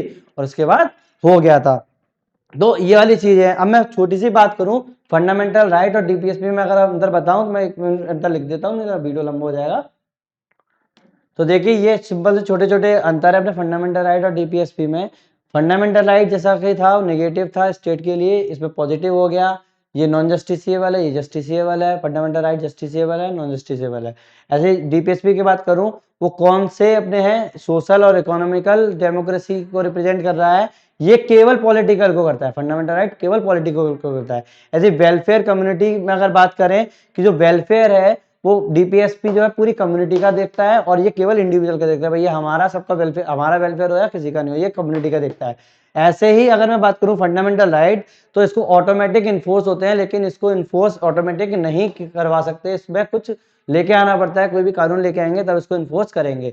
और सबसे बड़ी जो बात आ गई इसमें अमेंडेबिलिटी की, जो अपन जो अंतर इसमें करेंगे तो अपना बताएंगे कि आज के टाइम पे क्या होता है और आगे के टाइम पे क्या होता है, क्योंकि वो केवल कितना पहले मैंने बताया था जो केशवानंद भारती केस था उसके अकॉर्डिंग ये चीज थी, और अब आज की सिचुएशन अपन देखेंगे। तो अमेंडेबिलिटी की अगर मैं बात करूं तो जो कॉन्स्टिट्यूशन है उसको अपन लोग अमेंड, जो लॉ जो है कॉन्स्टिट्यूशन में जो लॉ है उसको अपन अमेंड कब तक नहीं कर, अगर कोई भी ना अमेंडमेंट दे दिया और उनको सुप्रीम कोर्ट को अगर अनकॉन्स्टिट्यूशनल वैलिड देना है तो वो क्या बोलेंगे कि भाई आपके फंडामेंटल राइट का हनन नहीं होना चाहिए। अगर आपके फंडामेंटल राइट का हनन हो रहा है तो वो उसको अनकॉन्स्टिट्यूशनल बोल देंगे। लेकिन डीपीएसपी के केस में ऐसा नहीं है। डीपीएसपी के केस में ये है कि अगर आप कोई पॉलिसी इंप्लीमेंट कर रहे हैं, अगर जैसे आप कोई पॉलिसी लेके आए हैं, अगर इंप्लीमेंट कर रहे हैं, और अगर वो बेसिक प्रिंसिपल बेसिक प्रिंसिपल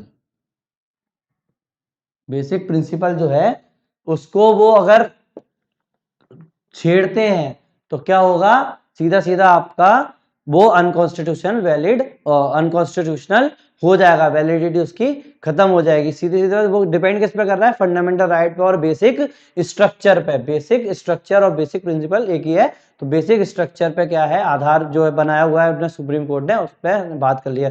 तो आज के टाइम की मैं बात करूं तो डीपीएसपी में अगर आपको कोई भी पॉलिसी इंप्लीमेंट करानी है तो बस इतना है कि आपका जो बेसिक स्ट्रक्चर है आप उससे छेड़खानी ना करें, और बेसिक स्ट्रक्चर का ही एक पार्ट है फंडामेंटल राइट से छेड़खानी ना करना। तो फंडामेंटल राइट की छेड़खानी ना करें, बेसिक स्ट्रक्चर का पार्ट है। तो ऐसे ही बेसिक स्ट्रक्चर को छेड़खानी नहीं कर सकते और आप कोई भी पॉलिसी इंप्लीमेंट करा सकते हो। ये अपनी इतनी सी चीज थी। अब अगर मैं अब आप बोलेंगे कि आपने इतना कर दिया, ये हो गया, तो कुछ एग्जांपल है कि कभी उन लोगों ने काम भी किया है कि डीपीएसपी के नाम पे क्या क्या किया है। आप देख लो, सबसे पहला बात जो मैंने पहले बताया था कि एजुकेशन से रिलेटेड था, राइट टू एजुकेशन आ गया।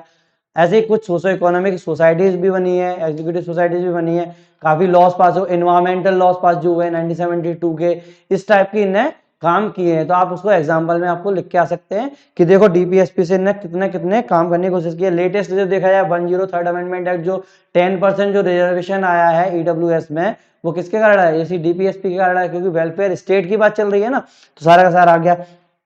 ऐसे ही अगर मैं बात करूं, अगर स्लॉटर ऑफ कुछ कुछ स्टेट में स्लॉटिंग ऑफ काउज, मतलब गायों को मारना काटना जो है, और कुछ जानवरों को मारना काटना, ये भी बैन कर दिया है। किस कारण किया दिया?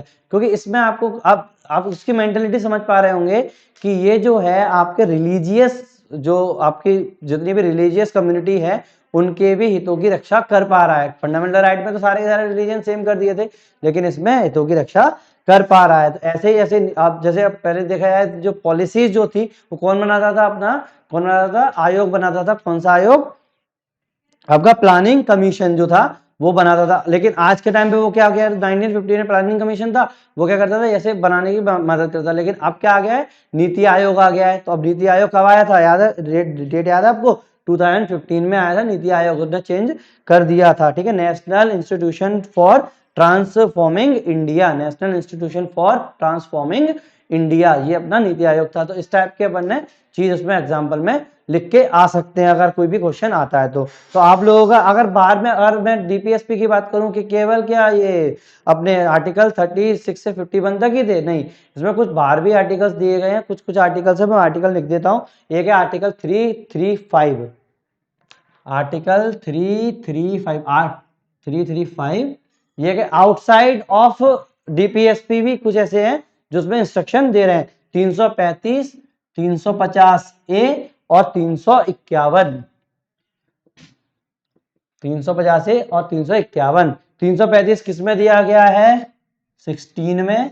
335 किस में दिया है? 16 में। ऐसे ये दिया हुआ है 17 में, ये भी 17 में। ये पार्ट है, ये पार्ट है अपने कॉन्स्टिट्यूशन के, उसमें ये दिया गया है। अब 335 किसकी बात कर रहा है? जो सुप्रीम, जो एससी एसटी की जो सर्विसेज जो हो रही हैं, उसमें जो क्लेम्स है, एससी एसटी क्लेम्स इन एससी एसटी सर्विसेज, ये 335 में बात की है। क्योंकि अब वही वेलफेयर वाली बात आ गई ना, तो डीपीएसपी की बात हो गई।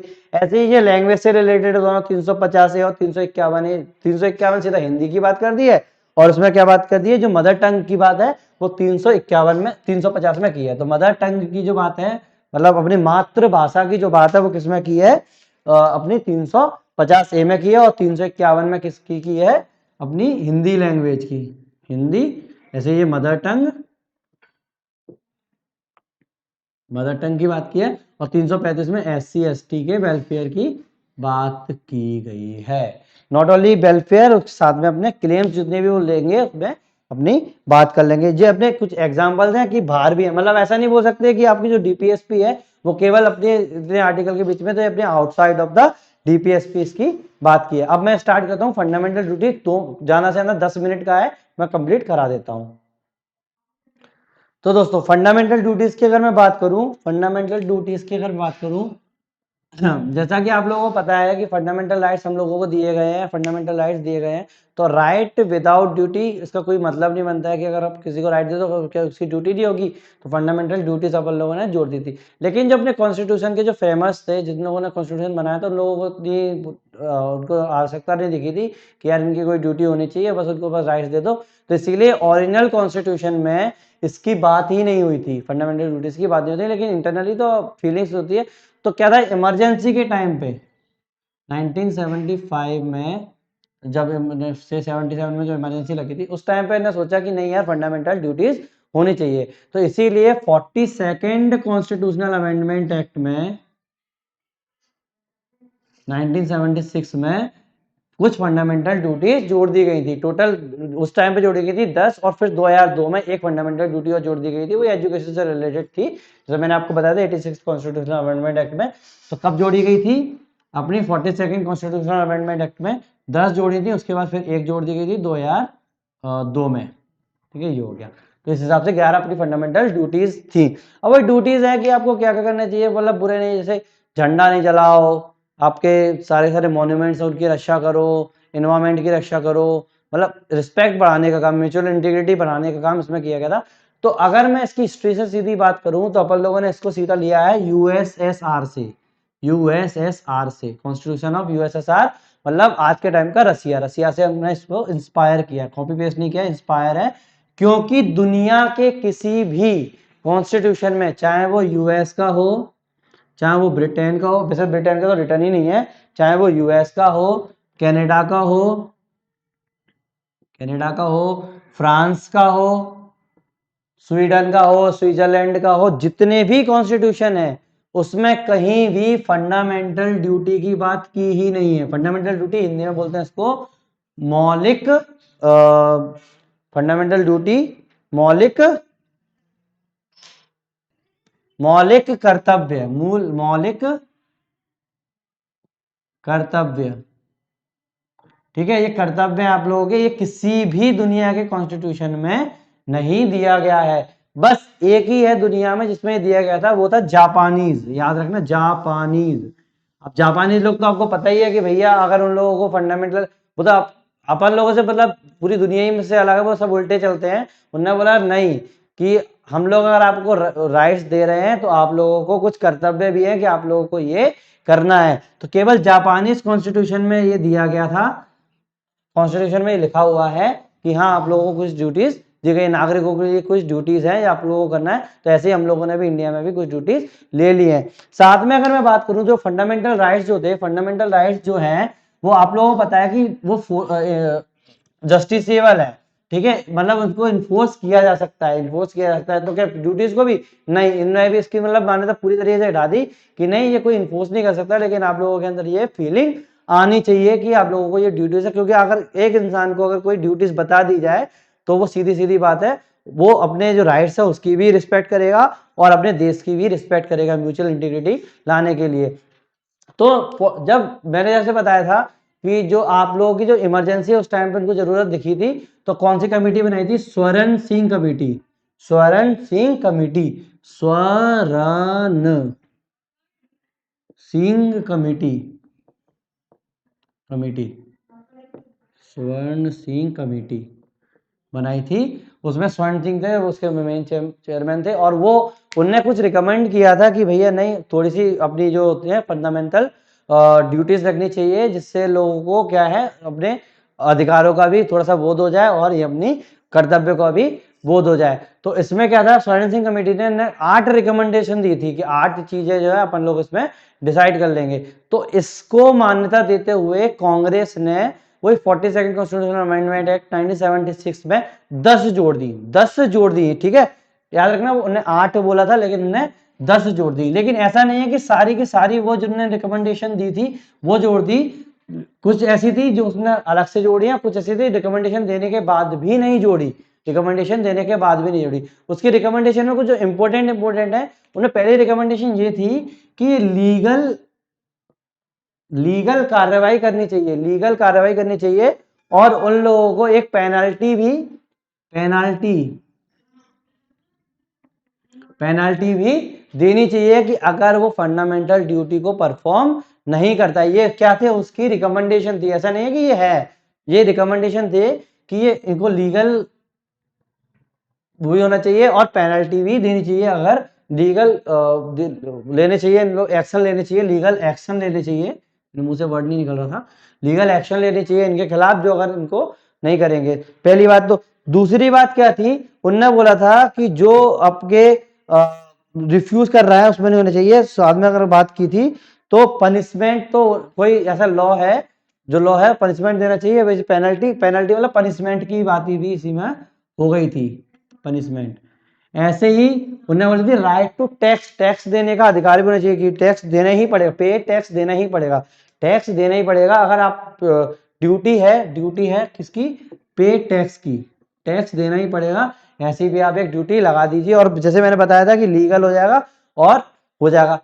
और एक और मैं बात करूं कि क्या ये सब लोग, जैसे फंडामेंटल राइट था वो सब लोगों के लिए था, चाहे वो फॉरेनर हो चाहे इंडिया का हो, तो क्या ये केवल ये सब लोगों के लिए नहीं, आप देश में रह रहे हैं तो फंडामेंटल ड्यूटीज भी किसकी होगी, आपकी होगी। जैसे आप किसी भी घर में रह रहे हैं तो क्या बाहर वाला बंदा आपका ड्यूटी होगी कि वो झाड़ू लगाएगा वो लगाएगा, ये आपकी ड्यूटी है कि आप लोगों से सब कुछ कर रखे। मैं अभी आपको पूरी ड्यूटी की लिस्ट बता दूंगा, आप लोगों को समझ में आएगा कि अपन लोगों ने ड्यूटीज में क्या करने की कोशिश की। बिल्कुल नॉर्मल चीज ड्यूटीज है, ज्यादा वो ड्यूटीज भी नहीं है, इतनी सी ड्यूटीज है, ठीक है। तो ये आप लोगों की रिकमेंडेशन थी, लेकिन क्या रियल में ऐसा हुआ, नहीं। रियल में क्या हुआ कि रियल में इन लोगों ने लीगली भी नहीं किया, पेनल्टी भी नहीं लगाई और टैक्स भी नहीं लगाए, ठीक है। तो ये चीजें अपनी हो गई। तो मैं आप लोगों को सीधा ले चलता हूँ फंडामेंटल ड्यूटीज की लिस्ट के ऊपर और आप लोग समझ जाएंगे कि ये क्या है, ठीक है। ये देखिए, ये है मूल कर्तव्य आप लोगों के, देख पा रहे होंगे जैसे कि आप मूल कर्तव्य हैं, ये रहे, ये है। अब जैसे आप देखिए 11 है टोटल, ये आप इंग्लिश में आप देख सकते हैं, टोटल 11 है, ये देखिए 11 है, ठीक है। अब इनमें से कैसे कैसे 11, सीधी सीधी बात है, संविधान का पालन करें और उनके आदर्शों और संस्थाओं, राष्ट्र एवं राष्ट्रगान की आदर्श करें, भैया बस पालन करें और ये करें, इस टाइप की बात हो गई।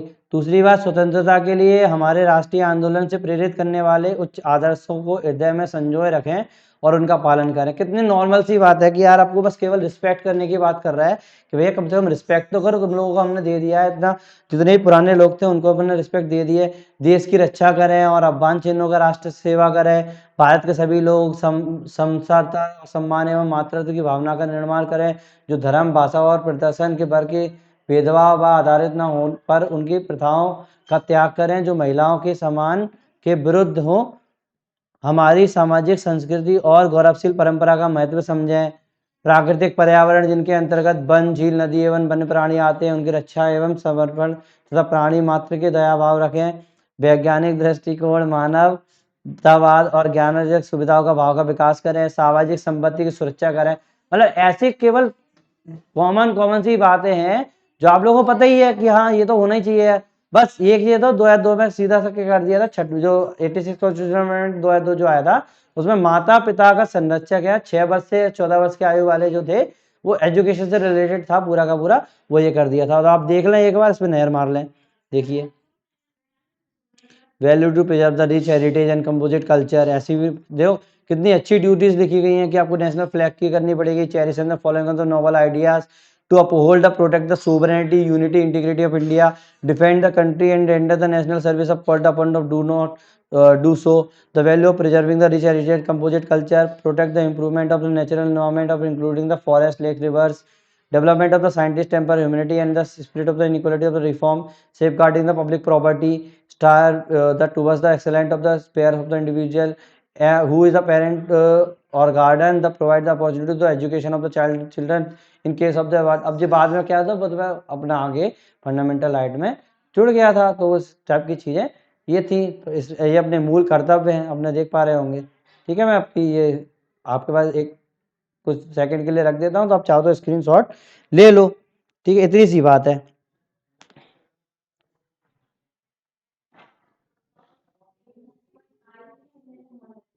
ठीक है दोस्तों, तो मैं आप सीधा फीचर्स पे लेकर चलता हूँ, फंडामेंटल जो ड्यूटीज हैं उसके जो फीचर्स क्या हैं। पहली बात तो मैंने बताया दिया था कि ये नॉन जस्टिसेबल है, नॉन जस्टिसेबल है, कोई भी इफेक्ट नहीं पड़ेगा। दूसरी बात मैंने एक और बताई थी, ये ओनली फॉर इंडियन सिटीजन है, इंडियन सिटीजन है, मतलब देश के नागरिकों के लिए है। अगली मैं बात करूं, ये दो चीज तो मैंने आपको बता दी थी। अगली मैं बात करूं तो ये केवल नैतिक ड्यूटी ही नहीं, नैतिक मतलब मोरल ड्यूटी ही नहीं, सिविक ड्यूटीज को भी परफॉर्म करवा रहा है। कैसे?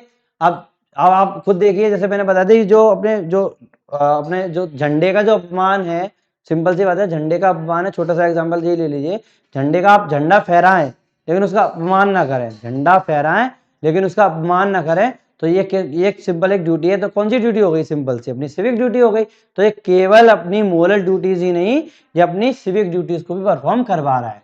मोरल प्लस सिविक, नैतिक, नैतिक और नागरिक, नैतिक और नागरिक ड्यूटी को भी परफॉर्म करवा रहा है। तो इतनी सी बात है। इसके बाद अगर मैं बात करूं, ये तो 3 हो गई, तीसरी अगर मैं बात करूं कि इसमें जो अपने माइथोलॉजी जो है, अपनी जो थिंकिंग जो है, अपनी माइथोलॉजी, जैसे मैंने बताया काउ स्लॉटर वाली जो मैंने बात की थी, तो माइथोलॉजी को भी सपोर्ट करा। इंडियन माइथोलॉजी जो है, Indian mythology, mythology Indian mythology है, उसको भी सपोर्ट कर रहा है कि हाँ ऐसी चीजें होनी चाहिए। मतलब अपने इंडिया में क्या होता है भैया, हर चीज को भगवान माना जाता है। अपन लोगों ने इसमें बात कर दी कि आप लोग क्या करेंगे, जो अपने जंगल हैं, जितने भी आपके फॉरेस्ट वगैरह हैं, उनकी भी आप रक्षा करेंगे, मॉन्यूमेंट्स की रक्षा करेंगे, जितने भी आप, जो जरूरी थोड़ी है कि वो मॉन्यूमेंट्स आपके केवल जो अकबर बीरबल ने बनाया, हो सकता है जो मंदिर है, जो पुराने पुराने मंदिर है, वो माइथोलॉजिकल, मतलब जो थिंकिंग है अपनी जो है, सारी की सारी इंडियन थिंकिंग है, वो पूरी फंडामेंटल ड्यूटीज में डाल दी गई है। अब अगर मैं बात करूं तो इसका क्रिटिसिज्म क्या होगा। इतनी सी अपन ने बात कर दी कि हाँ ये ठीक है, फंडामेंटल ड्यूटीज हैं और अपन ने दे दी, इसके क्रिटिसिज्म क्या होगा, क्योंकि अपन लोग हर चीज के क्रिटिसिज्म जरूर देखते हैं, क्रिटिसिज्म वो पूछ लेते हैं कि भैया इनकी क्रिटिसिज्म बताइए। क्रिटिसिज्म, पहली बात तो क्रिटिसिज्म सबसे बड़ा यही हो गया कि भैया इन लोगों ने जो ड्यूटीज हैं, जो मेन जो स्वर्ण सिंह कमेटी ने जो ड्यूटीज दी थी, वो ही नहीं रखी है। पहले तो इनका जो ड्यूटीज है वो सब फालतू की ड्यूटीज है। कि सबसे बड़ी ड्यूटी जो स्वर्ण सिंह ने भी दी थी कि पे टैक्स जो था वो उनको ड्यूटीज में नहीं डाला। पहली बात तो कहीं अभी मैंने जो लिस्ट बताई थी उसमें आपने बार कहीं देखा कि जो पे टैक्स है वो कोई ड्यूटी में। ऐसे ही कोई भी अच्छी जो ड्यूटीज है, जैसे वोटिंग की जो ड्यूटी है, वोटिंग जो है उसको भी नहीं डाला कि भैया वोटिंग की तो कम से कम ऐसा रखना चाहिए कि ये आपकी ड्यूटी है, आपको वोट देना आपकी ड्यूटी है, ये भी बोला उनने, लेकिन नहीं बताया। प्लानिंग का, अगर फैमिली प्लानिंग की मैं बात करूं, फैमिली प्लानिंग ये कितनी अच्छी अच्छी ड्यूटी है कि हाँ फैमिली प्लानिंग करो, वोटिंग करो, तो ये ड्यूटी होनी चाहिए थी कि नहीं। ये तो स्वर्ण सिंह तक ने बोली थी कि भैया पे टैक्स तो रखो कम से कम, कि टैक्स पे करना आपकी ड्यूटी है, तो ये तक ने ड्यूटी में नहीं रखी। तो ये सारी की सारी जो ड्यूटीज थे जो उन्हें दिए हैं, वो बोल रहा है कि यार ये तो किसी काम की नहीं है, कोई कई काम की ड्यूटी हो वो भी रखो कि यार ये काम करे। दूसरी चीज उन्होंने बोली थी कि इसकी जो डेफिनेशन है, इसमें जो चीजें दी गई हैं वो बहुत ज्यादा वेग है कि यार अपन समझ ही नहीं पा रहे हैं। कि अब जैसे उन्होंने एक वर्ड लिखा था और उसमें लिखा था कि कंपोजिट कल्चर। कौन सा है? Composite culture. अब कंपोजिट कल्चर को अगर हिंदी में भी, अगर मैं हिंदी में लिख दूं तो उसको भी लिख दूं समग्र समग्र संस्कृति, समग्र संस्कृति। अगर मैं इसको लिख दूं समग्र संस्कृति को, तो बोलेंगे यार ये होता क्या है, इतना कितनी कौन सी संस्कृति की बात कर रहे हैं, ये कितनी संस्कृति की तो हमको कौन सी जमा के रखनी है। इतना वेग हो गया, मतलब इतना उसकी बहुत ज्यादा बढ़ गए स्कोप की, यार क्या करें इसमें समझ में। दूसरी चीज साइंटिफिक टेम्पर, साइंटिफिक टेम्पर, ठीक है। साइंटिफिक टेम्पर की अगर मैं बात करूं, साइंटिफिक टेम्पर हिंदी में कहते हैं वैज्ञानिक दृष्टिकोण, वैज्ञानिक दृष्टिकोण। तो कौन से वैज्ञानिक दृष्टिकोण की बात कर रहे हो आप? कौन से वैज्ञानिक दृष्टिकोण की बात कर रहे हो? तो ऐसे ऐसे वर्ड इसमें लिख दिए हैं कि यार साइंटिफिक टेम्पर और अपने कंपोजिट कल्चर, इस टाइप के वर्ड लिख दिए हैं कि क्या है, नोवल आइडियाज, नोवल आइडियाज, ये भी वर्ड है एक इसमें। कि बोले कि यार उच्च आदर्श होने चाहिए। अब ये कौन बताएगा कि कौन से उच्च आदर्श? कहीं नहीं लिखा, बहुत वेग है यार, ये क्या बड़ी बड़ी बातें कर दी है। तो इन्हें ये क्रिटिसिज्म दे दिया कि भैया वेग है, बहुत वेग है, बहुत बड़ी बड़ी बातें कर दी है, और ऐसे ऐसे वर्ड लिखे हैं कि उनका तो बहुत ज्यादा। अब आपको सीधे मैं बोल दूं कि यार हम, मेरे को तो सारा पता चल गया, एमपीपीएससी में तो यार बहुत सिंपल है, बहुत आसान है, आराम से आ जाएगा, बस केवल हिस्ट्री पढ़ लो, हिस्ट्री में सब कुछ हो जाएगा, आपको सारे क्वेश्चन बन जाएंगे। अब कितना वेग हो गया भैया कि हिस्ट्री में क्या पढ़ लें इतनी। अब हिस्ट्री, अब मैंने ये भी नहीं बोला world history, India history, history पढ़ लो। अब वही वाली वेग हो गई ना, वही वाली चीज हो गई कि यार समग्र अरे ठीक है यार, तुमने ना वेग दे दिया, क्या फायदा इस चीज का। अगली मैं बात करूं तो इसमें कोई भी पनिशमेंट ही नहीं दी गई है, पनिशमेंट, कोई पनिशमेंट नहीं है। बस यही है कि वो आजकल करने लगे कि फ्लैग वगैरह वो तो आपस में हो जाता है, लेकिन पनिशमेंट नहीं, जस्टिसेबल नहीं है, तो कोई पनिशमेंट नहीं। स्वर्ण सिंह ने भी बोला था कि हाँ पनिशमेंट तो होनी चाहिए थोड़ी बहुत। और सबसे बुरी बात इनने क्या की है पता है? फंडामेंटल राइट आपका कहां पे था? फंडामेंटल राइट आपका कहां पे था? पार्ट 3 में। पार्ट 3 में। और आप बोल रहे हैं कि फंडामेंटल राइट से ही लिंक है और फंडामेंटल ड्यूटी जो होती है वो फंडामेंटल राइट फंडामेंटल ड्यूटी के बिना कुछ भी नहीं है। तो इन फंडामेंटल ड्यूटीज को कहाँ रखा है? पार्ट 4A में। यहीं पर उन्होंने सारा का सारा सत्यानाश कर दिया, सारा का सारा सत्यानाश कर दिया कि यार इसी मान्यता ही खत्म कर दी कि इनने क्या कर दिया, डीपीएसपी के नीचे कर दिया। पार्ट 4 में जो आता है ना डीपीएसपी, उसके नीचे कर दिया। अब अगर आप इसके साथ रखते तो एक बार कम से कम फंडामेंटल राइट पढ़ने के तुरंत बाद आप फंडामेंटल ड्यूटीज देखते तो आप लोगों को पता चल जाता। इन्होंने क्या कर दिया, पार्ट 4 में रख दिया, 51A आर्टिकल में कर दिया। एक आर्टिकल बढ़ाया ओनली 51A। इसी आर्टिकल में इन्हें सारी की सारी 11 की 11 ड्यूटी रख दी। इसका तो काम ही वही खत्म हो गया। इन्हें रिलेशनशिप जिसकी बात कर रहे थे, जिसके ऊपर वो बात कर रहे थे कि फंडामेंटल राइट से कनेक्टेड है, तो इन्हें रखा कहां पर है, पार्ट 4A में। तो वो उसका पार्ट, अब फंडामेंटल राइट के पार्ट 3A कर देते, नहीं किया। तो ये सबसे बड़ा क्रिटिसिज्म है कि भैया तुमने यहीं पे बात खत्म कर दी कि कुछ नहीं है, तुमने केवल नाम के लिए इसको चलाया। वैसे तो अब मैंने बताया था कि स्टार्टिंग में किसी ने भी ये सोचा नहीं था कि इसको रखना चाहिए, लेकिन वो इमरजेंसी में आ गया। ठीक है, अब सिग्निफिकेंस क्या होंगे इसके? सिग्निफिकेंस की मैं बात करूं, फंडामेंटल ड्यूटीज की सिग्निफिकेंस की मैं बात करूं, फंडामेंटल ड्यूटीज की, तो अब क्रिटिसिज्म वगैरह जो होने तो हो गए, लेकिन अब फायदा तो होगा, तभी तो कुछ ना कुछ है। तो पहली बात तो ये आप लोगों के मन में, मतलब हम लोगों के मन में, हम भी तो इंडिया के हैं, मन में सीधा ये रिमाइंड करवाता है कि आपकी ड्यूटीज भी हैं, आपकी कुछ ड्यूटीज भी हैं इस देश के लिए। आप केवल एंजॉय नहीं कर रहे हैं कि भैया नहीं हम तो, हमारे तो पावर है, हमारे पास तो फंडामेंटल राइट दिए हैं। आपकी ड्यूटीज का बोध करा रहा है कि आपकी ड्यूटीज क्या क्या है, किसके लिए, कंट्री के लिए, सोसाइटी के लिए। और ये ड्यूटी हर सिटीजन को फॉलो करनी चाहिए। ये आपको एक रिमाइंडर दिमाग में दिलाते हैं, हाँ नहीं यार हमारी ड्यूटीज भी हैं। ये बात अलग है, इस पर फोकस नहीं करते, लेकिन कम से कम जो पढ़ रहा है उसको तो पता है कि हमारी कुछ ड्यूटीज हैं। दूसरी बात कर रहा है कि ये एक वार्निंग दे रहा है। किसको वार्निंग दे रहा है? एक एंटी नेशनल जो होते हैं कि कुछ भी बोल जाते हैं, बस हमारा ये देश ये है वो है, ये एक वार्निंग दे रहा है कि नहीं, अगर तुम हमारे देश के खिलाफ कुछ बोलोगे तो हमारी भी ड्यूटी बनती है कि जो एंटी सोशल एक्टिविस्ट जो हैं उनकी उनके खिलाफ जो ड्यूटी बनती है कि आप लोग ये ना करें, जैसे कोई भी नेशनल फ्लैग का अपमान नहीं करेगा, कोई भी पब्लिक प्रॉपर्टी को जलाएगा नहीं। तो उनको एक वार्निंग है कि हमारी ड्यूटीज है ये कि ये नहीं करनी चाहिए, तो उनको भी थोड़ा सा देता है। तीसरी में बात करूं तो वो बात करता है कि ये प्रमोट करता है लोगों में फीलिंग्स को, भाईचारे को प्रमोट करता है। और ये बोलता है कि वो सिर्फ एक स्पेक्टर नहीं है, इंग्लिश वर्ड देख लेना, स्पेक्टर, स्पेक्टेटर, टेटर, याद रखना। स्पेक्टेटर का मतलब होता है दार्शनिक, मतलब दर्शक, जो दर्शक जो होते हैं ना, सीधे सीधे मैं बोलूं इसको दर्शक, आप सीधे दर्शक, स्पेक्टेटर, इंग्लिश के कुछ वर्ड भी है देखते चलना, SPECTATOR कहीं यूज हो जाते हैं। स्पेक्टेटर मतलब दर्शक। तो वो केवल एक दर्शक नहीं है, वो पार्टिसिपेंट्स भी हैं, पार्टिसिपेंट्स भी हैं। मतलब पार्टिसिपेंट मतलब उसमें हिस्सा लेने वाले लोग।